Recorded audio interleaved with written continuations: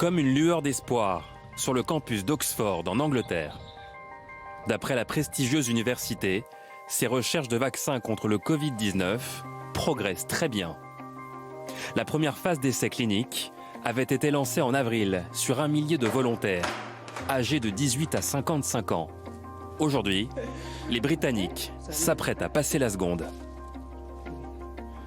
La première question, c'est de savoir si la réponse immunitaire fonctionne bien chez les personnes âgées.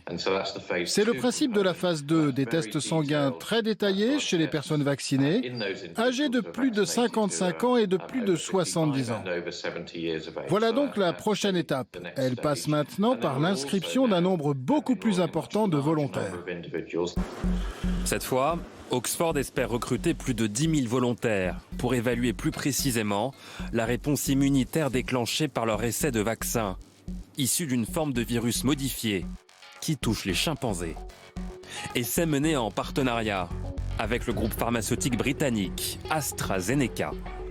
Les travaux seraient si prometteurs que les pouvoirs publics américains ont même annoncé leur soutien, un investissement d'1 milliard de dollars.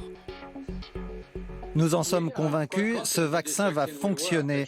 Nous allons démontrer qu'il est effectivement sûr et efficace. Mais il faut qu'on aille le plus vite possible avant que la maladie ne disparaisse.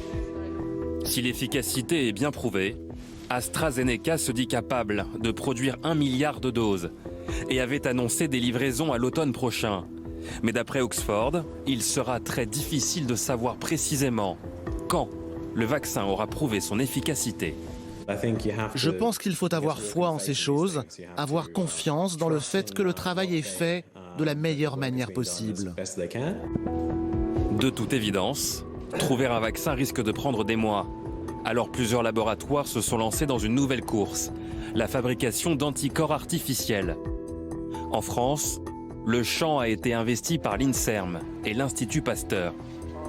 La méthode consiste d'abord à identifier le bon anticorps, le copier en laboratoire, puis le fabriquer à grande échelle pour en faire un médicament. Si les essais cliniques aboutissent, cette solution pourrait être disponible avant la fin de l'année.